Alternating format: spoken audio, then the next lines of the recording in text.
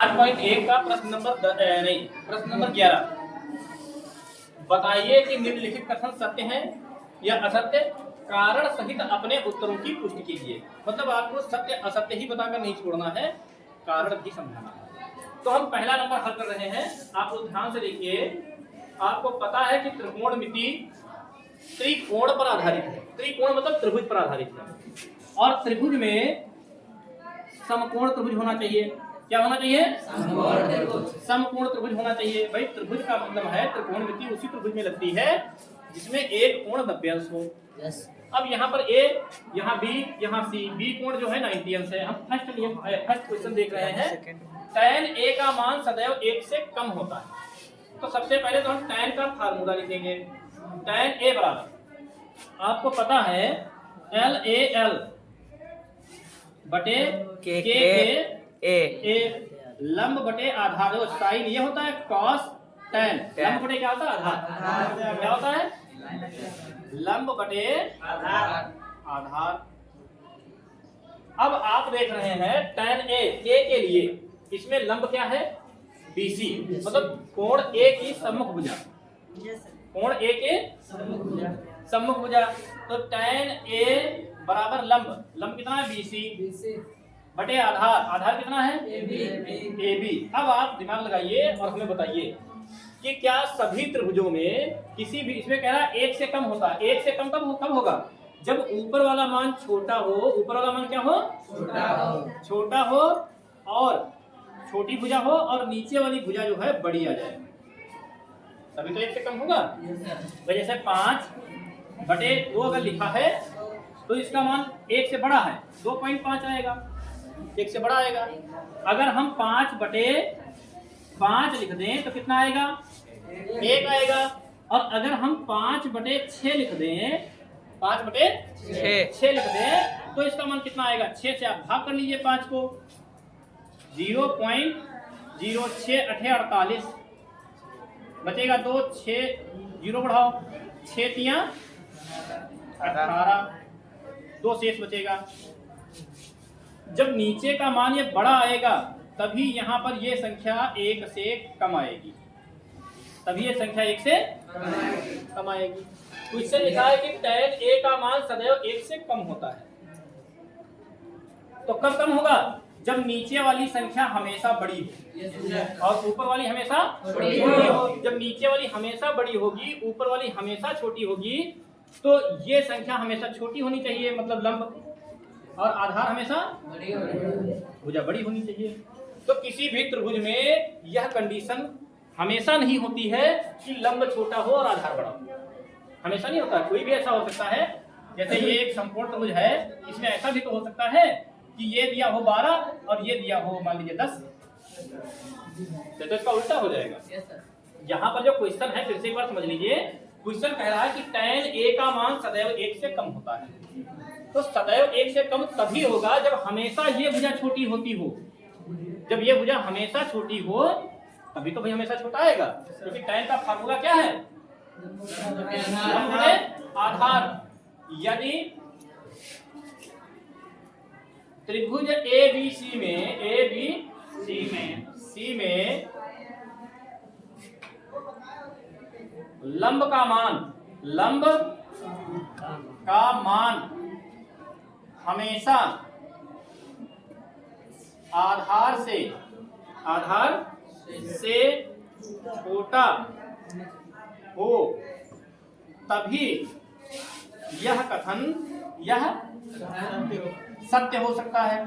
सत्य हो सकता है। समझ पाया? नहीं है, नहीं हो सकता है। अगर ये भुजा हमेशा छोटी हो, लेकिन त्रिभुज तो ऐसे भी होंगे जिसमें ये भुजा बड़ी हो सकती है और ये छोटी हो सकती है।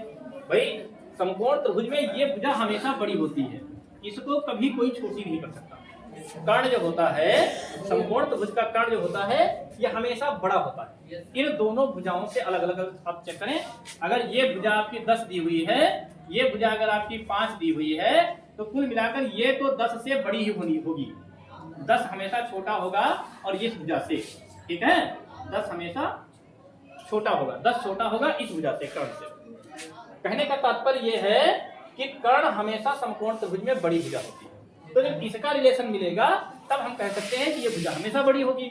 लेकिन इसमें कोई जरूरी नहीं है कि ये हमेशा छोटी होगी, ये कभी बड़ी भी हो सकती है। आधार जो है कभी बड़ा भी हो सकता है और लंब कभी बड़ा हो सकता है। लंब भी तो बड़ा हो सकता है, क्योंकि लंब और आधार में कोई कंडीशन नहीं होती है कि ये छोटा होगा कि ये छोटा होगा। किसी चित्र में, किसी क्वेश्चन में ये बड़ा हो सकता है, किसी में ये बड़ा हो सकता है। अतः लिखा यदि त्रिभुज ABC में लंब का मान हमेशा आधार से छोटा हो तभी यह कथन सत्य हो सकता है। लेकिन परंतु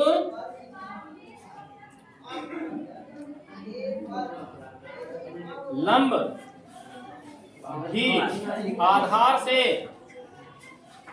बड़ा हो सकता है, बड़ा हो सकता है। अतः दिया गया कथन क्या है? असत्य है। क्या है? फिर से एक बार समझ लीजिए, अगर आप लोगों की समझ में नहीं आया है।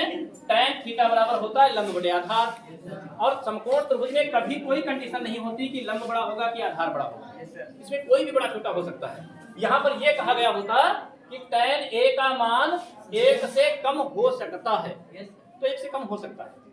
भाई ये भुजा अगर छोटी है और ये बड़ी है तो 1 से कम हो सकता है, लेकिन इसमें कहा गया सदैव 1 से कम होता है। क्या कहा गया है? सदैव।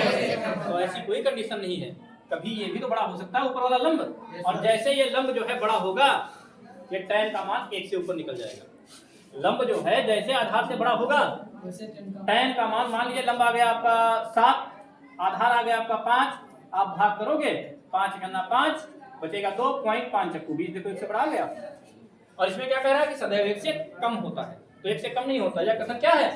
परंतु सभी लंब भी आधार से बड़ा हो सकता है, अतः दिया गया कथन क्या है? असत्य है। क्या आप समझ पाए हैं? अगर कहीं पर नहीं समझ में आया है तो आप दोबारा पूछ सकते हो।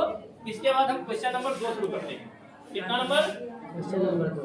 Question number 2। अगर इस क्वेश्चन में आपकी फर्स्ट नंबर क्वेश्चन में कहीं पर समस्या है तो आदर्श मार्क पूछ सकते हो, अगर कोई समस्या है तो, और अगर नहीं है तो कोई समस्या ही नहीं है।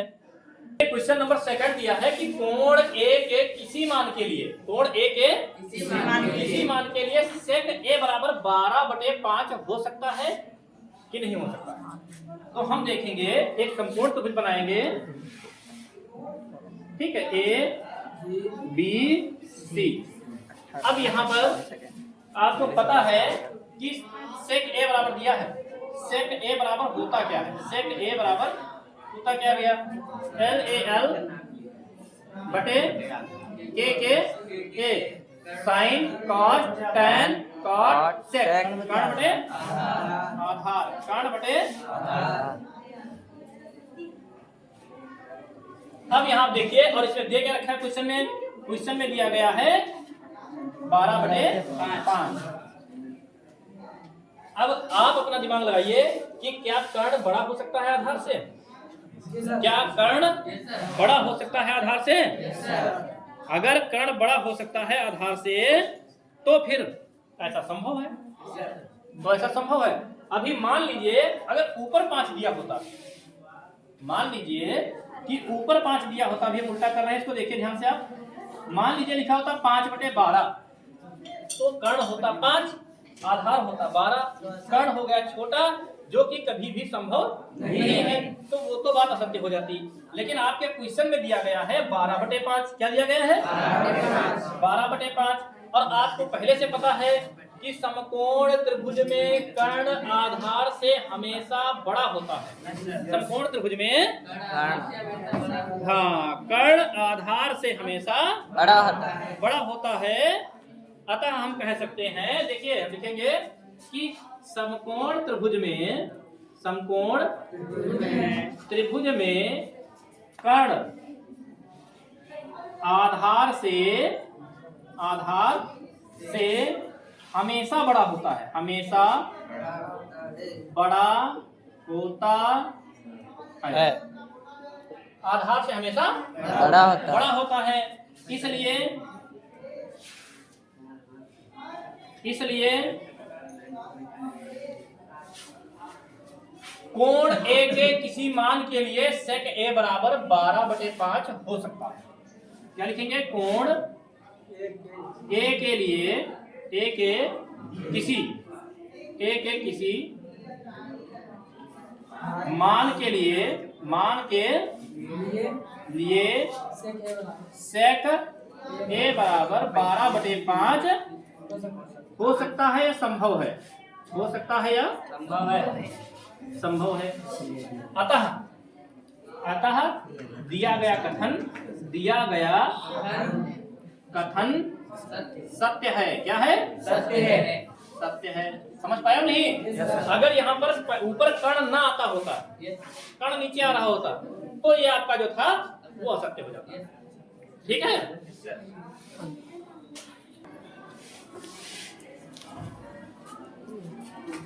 देखिए हल नंबर 3 क्वेश्चन। इसमें क्या दिया गया है कि cos a कोण a के cosecant के लिए प्रयुक्त एक संक्षिप्त रूप है। ऐसा नहीं है, क्योंकि cos a जो है, cos a ये कोसाइन के लिए प्रयुक्त एक संक्षिप्त रूप है। कोसाइन के लिए प्रयुक्त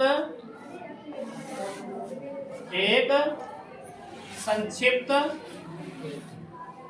रूप है, अर्थात ये फुल फॉर्म जो है कॉस की कोसाइन होती है। तो फिर ये कॉस्टेंट का संक्षिप्त रूप क्या होता है? कॉस्टेंट का संक्षिप्त रूप जो होता है, कॉस्टेंट का संक्षिप्त रूप कॉसेक होता है। क्या होता है? कॉसेक होता है। अतः दिया गया कथन क्या है? असत्य है। क्या है? असत्य है। फिर लिखा है cot a, सेकंड नंबर नहीं, क्वेश्चन नंबर है 4। क्या है भैया? 4 क्या है कि cot a जो है cot और a का गुणनफल है। a का गुणनफल है नहीं है। मतलब ये है कि अगर cot 30 दिया है तो इसको हम cot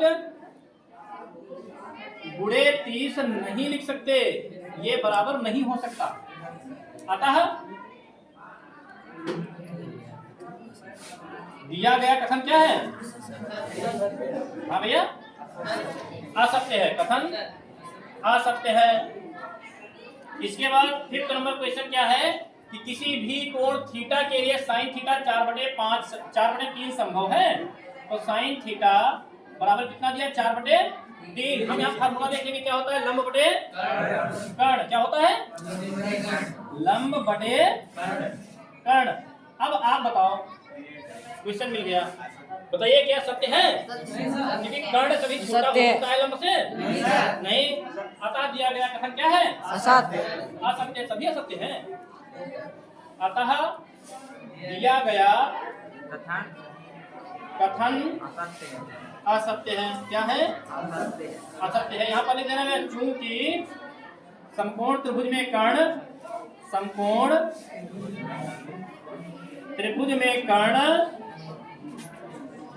लंब से कभी भी छोटा नहीं हो सकता। लंब से कभी छोटा नहीं हो सकता। नहीं हो सकता है।